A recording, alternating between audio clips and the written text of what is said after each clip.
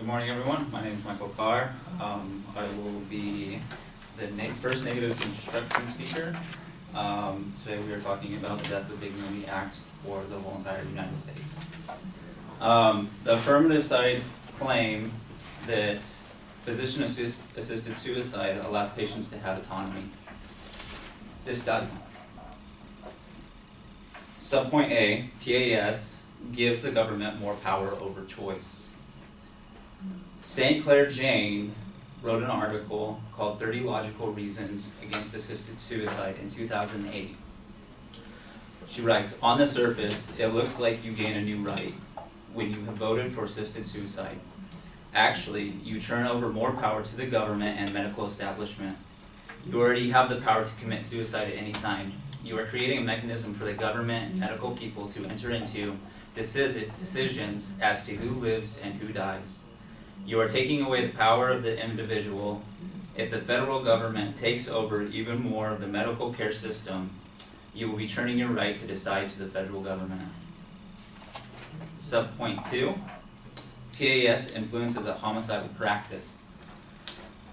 According to Dr. Herbert, wrote an article, Lessons from the Dutch Experiment, just so you guys know that PAS is also legal in the Netherlands, and this is a doctor that does it in the Netherlands. He wrote an article in 2016, and he says, over the past 2 decades, the Netherlands has moved from assisted suicide to euthanasia, from euthanasia for the terminally ill to euthanasia for the chronically ill, from euthanasia from physical illness to euthanasia for psychological distress, and from voluntary euthanasia to non-voluntary and involuntary euthanasia. This means that if you guys get in a car wreck, you're out driving around and you get in a car wreck, and say you go into a coma for 2 weeks, they require you to carry a do not euthanize card on you, and if you don't have one on you, they will just kill you. My third subpoint is PAS laws changed in the Netherlands influence the doctors to kill people. So going off of what I first said, Herbert also writes in the same exact article in 2016, in about 25,000 cases, medical decisions were made at the end of life that might or were intended to end the life of a patient without consulting the patient. In nearly 20 of these cases, about 80%, physicians gave the patient's impaired ability to communicate as their justification for not seeking consent.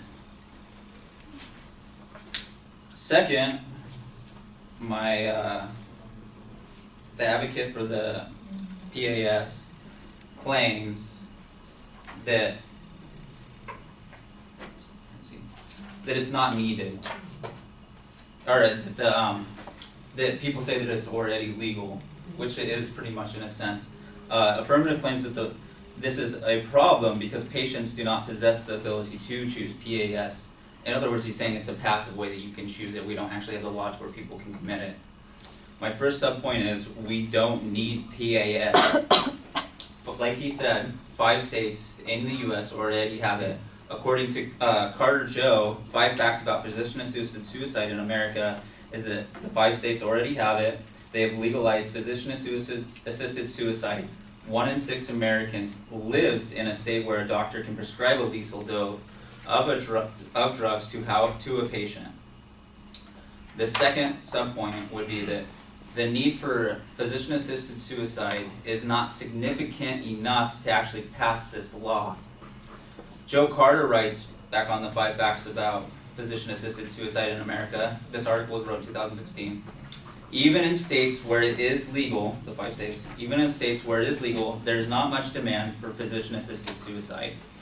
In 2013, 77 people in Oregon died from physician-assisted suicide, accounting for 0.21% of all deaths in the state.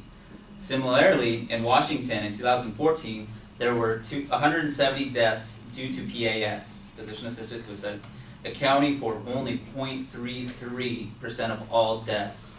If we legalized this is just a projected value that they actually wrote. It's right here, I have it in quotes. They wrote it on their site.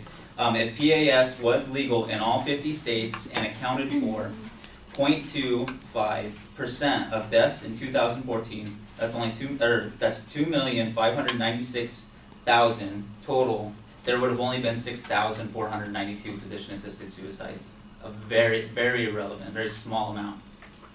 And then my subpoint 3 is that, like he said, physician-assisted suicide is pretty much already legal.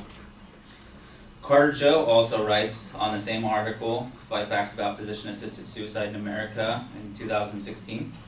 Oh, 2015. Sorry, this was in 2015. There is passive euthanasia, which he brought up. There's passive euthanasia and active euthanasia.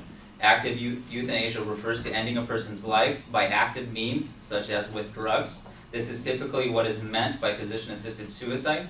Passive euthanasia refers to allowing a person to die by withholding drugs, food, water, or other substance needed for survival. This is not technically considered physician-assisted suicide, although there are legalities covering this process when a person relies on a physician for their health and their life. The advocate had brought up about a doctor being charged about prescribing someone a pill, and he got charged with homicide. They're saying he also brought up that there's a passive way to do it. There's legalities to the passive side of doing things, and the whole thing about this is PAS would actually cause more commotion than it would actually solve. As you guys saw, that for the year of 2014, there would have only been around 6,500 people that would have needed it.